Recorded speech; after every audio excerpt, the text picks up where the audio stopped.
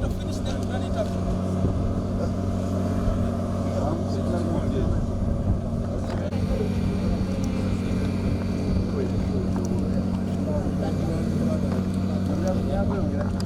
Lero tuli wano ku Kabalega Airport. Kabalega Airport eno eri wano ekintu bakiyita Kabaale. Mukimanyi bulungi Government of Uganda yateekamu esente empitirivu okulaba nti esima amafuta gaffe okuva wansi eyo mu ttaka. Ate amafuta gano gasima kulina kubaako ebyuma ebigasima n'entambula ennungi. Government nefuna ettaka lino, kino kyali kibira nga mulimu n'amayinja kyova lwaki bakiyita Kabaale. Government nefuna ssente okuzimba ekisaawe kino ekigenda kugwako ennyonyi ennene. Ennyonyi ennene ze bayita Antino 256 esitula kago nga wa ttani 600 mulundi gumu. Ennyonyi zino tezisaggwa entebe kubanga nnene nnyo, ze zigenda okubanga zigwa wano nga zireeta ebyo ebyuma ebigenda kusima amafuta kubanga bizitowa nnyo. Ekisaawe kino twakitandika omwaka gwa 2018. Kimaze emyaka 6 nga bakizimba. Emirimu gyakosebwamu ku lw'emyaka gye twamala ebiri ya COVID. Emirimu nga tetambula bulungi neyimirira, naye singa teyali COVID singa twakimala dda. Nemabega ne tutuuka ng'ensimbi tezikyawera bulungi kubanga esente zaali zigenze mu COVID. Ekisaawe kino we tutuukidde kaakati kiriko budget ya trillion 1.188 trillion mu sente za Uganda. Then ku sente ezo twakaspendingako 1.08 trillion. Obukadde esente za Uganda ze twakateekako ku kisaawe kino. Omulimu omugulaba runway mugirabye, eri terminal mugirabye, the apron mugirabye n'ebintu ebirala. So far tuli ku 95% okulaba the first phase eggwa kubanga first phase gwe mulimu oguli expensive nnyo. Kati nga otumiridde wano ku runway okugikola etwala ssente nnyingi kubanga bagitandika wansi eyo mu feet singa 30 nga bagizimba okudda waggulu. Bino yosinga nnyo okulya ssente, ate nekyasingamu tukosa wano price escalation ku lw'entalo ezaaliwo wabweru ne COVID. Ebintu byalinnya ebbeeyi kubanga twakitandika sementi yali ya $2,000 kati eri $3,700. Tusuubira omwaka ogujja omwezi gw'omwenda kijja kubanga kiwedde. Nje tuyise first phase okusaabaza kago ebyuma ebinene ebigenda kujja wano nga bitwala mu mafuta. Twasalawo tukiteeke kumpi naye basema amafuta nti ezo emmotoka zonna enene zanditambudde okuva e Kampala okuvaawa ziviire wano nga negenda straight. Kati amafuta gaffe gali kumpi awo tusima, ate wano wonnyini kumpi wano bagenda kuteekawo industrial park. Tukimaze ekisaawe tuli basanyufu nnyo kubanga ku lwa gavumenti y'enyalemba okufa ku bantu kubanga amafuta gano bwe gajja gavumenti ebyenfuna biba byeyongera. Ate naffe ekisaawe kino bwe tumala second phase egenda kuba ku passenger services kubanga eno international airport ejja kuba esaabaza abantu abafuluma wabweru w'eggwanga n'abo abatambulira munda mu ggwanga. Kati awo phase eddako okuzimba terminal ennene n'ebirala ebigenderako okulaba nti twetegekera bapassenger abagenda kubanga bajja wano abafuluma wabweru w'eggwanga n'abayingira ggwanga. Wano wetuli wano tuyina tourism attractions nyingi nnyo wano mu Bunyolo. Ate n'ekirala bangi bajja kubanga bakola business mafuta nga tebaagala ate okugwa entebe batambule ku kkubo ez'essaawa 2. Bajja kubanga bagwa no direct babeere nga bagenda kukola emirimu gyabwe. Mulabye amakubo aga accessing airport tumaze okugakola. Kati tuli mu final touches n'ebirala tulina okutereeza okulaba nga omwaka ogujja omwezi ogw'omwenda ekisaawe kino tukigulako mu butongole. Juzi twafunako ennyonyi ejjo kitestinga, bajja bibalaga video muzirabe. Ennyonyi yajja kutestinga erabe ebintu bye bakoze bikana n'omutindo ogw'ensi yonna. Mujjukirako emabega awo emyaka 2 eyise emabega waliwo okulwanagana kw'amaanyi nga tugamba there is no value for money, ate nebimala nebiterera kubanga confusion yali eva mu bantu baffe aba gavumenti bennyini, naye twamala tugitereeza. Kyovera wakati omulimu gwa contractor gwakoze mulungi. Ate contractor gwe tuyina ali expert mu kukola ebisaawe, akoze ebisaawe bingi mu nsi yonna, ate n'omulimu gwatuwadde gwa njawulo n'advice gyatuwadde. Era bannayuganda balina okuba basanyufu kubanga esente zaabwe ze tukozesezza yadde nga yali loan naye era tusasula, ate nga tusasula loan nga tukozesa sente z'omuwi w'omusolo. Tuli basanyufu okulaba emirimu gituuse wano, ate tusuubira nga bwe mbagambye omwaka ogujja tujja kukomawo wano ekisaawe kino tusobole okukiggulawo kitandike okukola nga bwe tulinda okutandika second phase.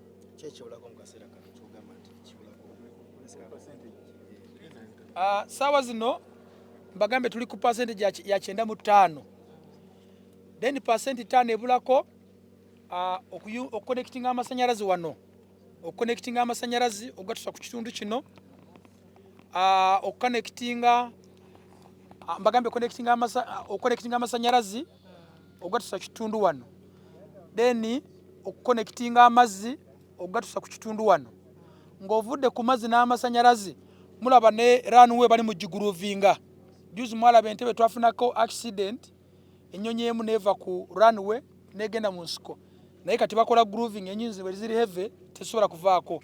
N'ekirala ebisigadde bya technical munda, masanyalazi, mataala, ebintu bwe biti electric okulaba nga babimaliza, naye emirimu esinga ewedde n'okulaba ebintu bye baakola mulimu ene defect bagiddemu, kati ye 5% emaze okusigala, n'okuleeta ebigenereeta ennene ebyuma ebitera kukola bicontrol tower ebimu ebicontrolling ennyonyi, naye olwedde order zatandise tusuubira eyo percent esigaddeyo okulaba nti ekisaawe kino kiggwa bakitukwasa tusobole okukikola. Waliwo ennyonyi ezijjawo nga mu kutestinga ne zigwawo bulungi ne zibeera nga zitama, naye emirimu yesigaddeyo eya technical mpola mpola.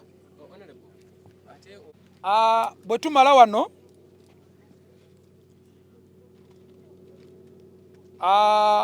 bwe tumala wano eno first phase tetulinda okuwaayo ekisaawe omwaka ogujja okwezi kw'omwenda atuleke tutandike second phase. Second phase tugenda focusinga nnyo okuteekawo ebizimbe kyandise terminal buildings yesobola ku accommodating abapasenja abangi abajja kuba bajja wano. Tetujja kulinda nti basooke baweeyo first phase tutandike second phase. Tuli mu kaweefube mu myezi nga 6 egijja tujja kubanga tutandise procurement ey'okutandika second phase. Saawa zino bali mu ku-updatinga feasibility study bwe banagimaliriza myezi ng'ebiri mu maaso, mu myezi nga 6 tusuubira okubanga tutandise okufuna procurement okulaba nti second phase egenda mu maaso, naye emyaka nga 3 mu maaso bajja kuba bamaze ng'abantu batambula internationally and domestically okuyita ku kisaawe kino ekya Kabalega International Airport. Twamala okugazeetinga erinnya, kati n'esiye eri mu kaweefube w'okugazeetinga ekisaawe mu kitongole ekikwasaganya entambula y'omu bbanga ekyensi yonna, ekitusuubira mu bbanga litono bajja kuba nga bamaze okukikola.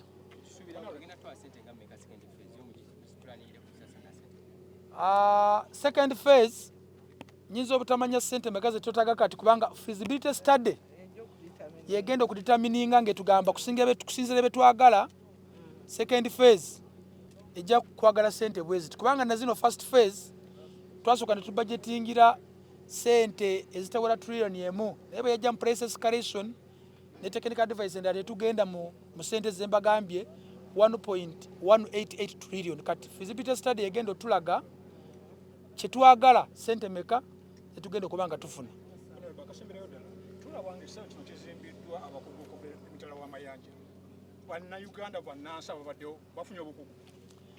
Ekisaawe kino mukiraba e Uganda bwe tuba nga tuzimba ebisaawe tufuna abantu abavudde wabweru mu Africa.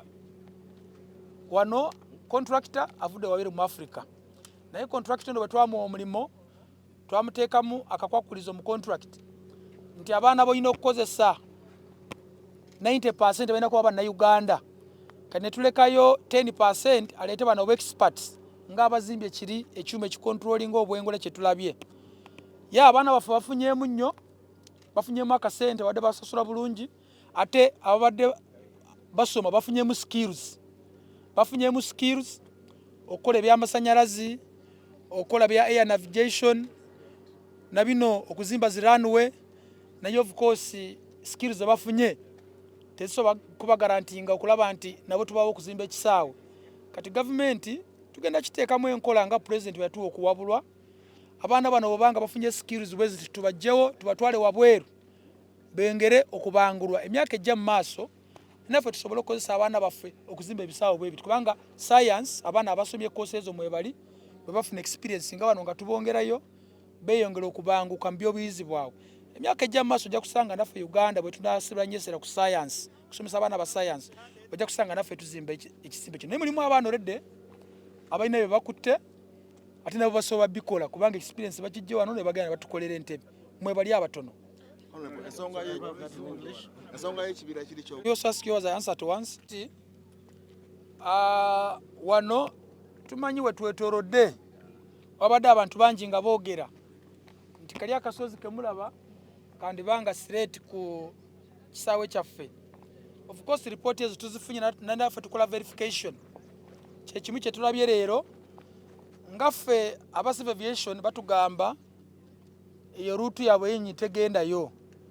Naye of course ng'olabira mu security component of it nga bwe kali akasozi ate waliwo ekibira government bwetuli ate government termulanga bintu byayo tumaze okiraba tukirabidde mu security angle of it kubanga omuntu ayinza kukozesa awo ensike emiti eri awo n'akasozi ako n'akola kyonna ekisoboka naye tugenda kitwala nga government tulabe kiki tusobola okukolawo watweddiza ettaka ne tulukalamu ebira kinakyo kisoboka naye kati ekyo tekirina okubeera nsonga kati kubanga ba experts mu government webali the Ministry of Defence, Ministry of Security and Ministry of Works together with our entity CA kitugenda kyandolinga bena tukokulirawo ekisaawe tujja kubanga ensonga emaze okuba sorted.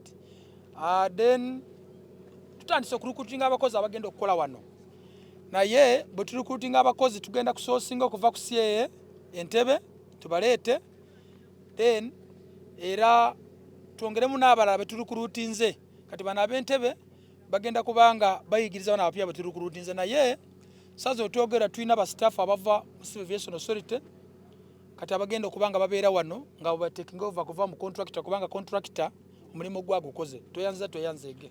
Thank you very much. Today we are specifically here to do our oversight role.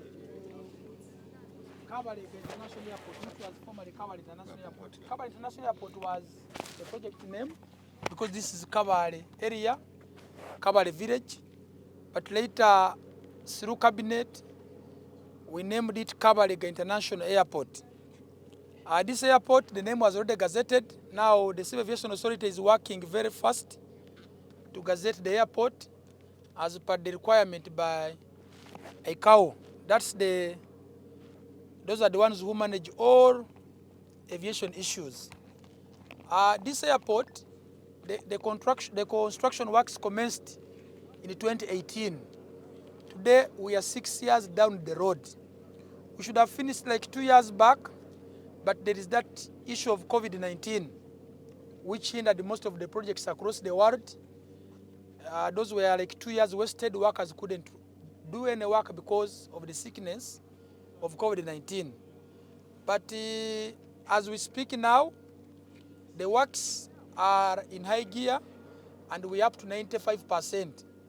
You have seen the runway, they completed, but now they are doing additional layer of grooving, such that it is safe for those big, heavy aircrafts. One aircraft carries about 600 tons of cargo. The ones going to carry the heavy oil refinery equipments so that they land here safely without any accident. You have seen the terminal. It is being completed. They are installing electricity lights and those other electric gadgets. Then also you have seen the firefighting area is finished. Then also you have seen many things. And also the 5% remaining includes the heavy generators which are going to bring to land the different systems, the mobile control tower which will control the landing, electricity connection to this area, and the water. Then also installation of a few minor equipments in the buildings.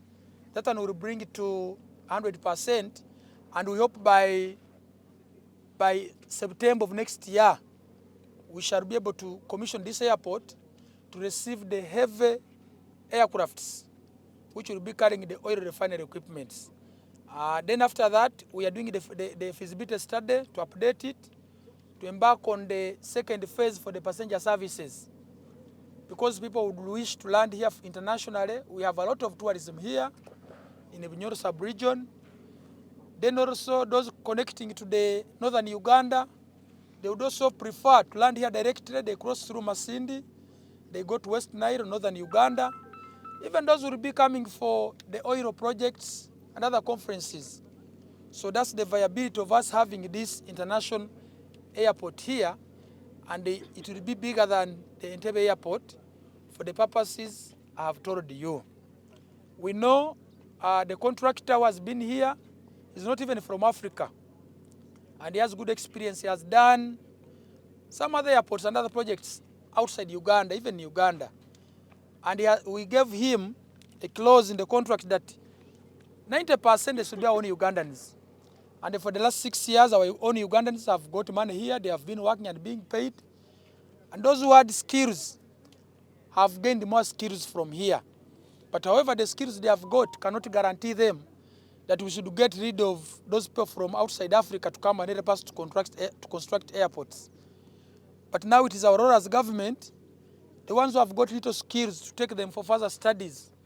In some years to come, they also get the same skills like those who have been coming from out. And we shall take on that because Uganda is developing and we need to empower our own scientists. But however, there are those who had skills and have gained electrical skills, mechanical skills. They can do even without these other contractors from outside Africa. That's where we are now today. And currently, we are recruiting workers through Civil Aviation Authority, a few of them. And we shall also get those who are already in the system to come and teach those who will come, so that by September next year, we have people on the ground. Where we are, adjacent there is going to be an industrial park. And just a few kilometers here is where the oil wells and the oil refining is being done. So really, it is just viable that this airport was needed here. Our project has costed us 1.188 trillion Ugandan shillings. And so far, we have spent 1.08 trillion Ugandan shillings. Ideal at first, the money was not reaching 1 trillion, but what increased it to 1 trillion point something, one was the price escalation. By the time we started this project, the sack of cement was 20,000. But now as you go to the market, it is 30,000, 37,000. Then also, the changes in some of the designs, like maybe the tiling they anticipated, maybe water could go this way. Now with advice changes, those are the few things which has brought a slight increment on the price which we have invested here. We had challenges like 2 years back, you remember, when we came here, and that confusion was being caused by our bad people in government. But later, we harmonized and the project is moving on well. That's why you see now, there's something you can show the country and people can visit to see there is value for money. Even if it was a loan, of course, we got money, a loan to work on this activity at first. When the money got finished, we also used our own government of Uganda money in this current budget we are in. But this money we borrowed will be refunded back using the taxpayers' money. So it was just viable for us to closely monitor this project as Ministry of Works and Transport, such that we deliver the work. Even if we're using taxpayers' money to pay back the loan, we are paying for something we have received. I've seen loans coming, they don't perform well. But at least we see here. And by the time we come back in January, there will be a lot of change. If they showed you were standing here, the lighting of this airport at night, you really appreciate for the good work done. So far, the aircraft come and test all of these instruments here. It has already come, and all the tests have passed, which means the people are handling this project together with the supervisors. They handled it with care. They will give you that video of how the area view, both day and the night. You see, really appreciate there is good work. So this one goes all to the government officials handling critical projects like these ones. we must handle such a projects with the heart of patriotism. That what we are doing is for the entire country, even after given politician, after given technical person retiring, the project should remain, because we have seen people borrowing money, the loans come, but at the end all money disappears. And now government pays back, paying for nothing. So we are happy for this, and we shall continue monitoring other programs and bring on board more both international airports and the regional aerodromes. Thank you.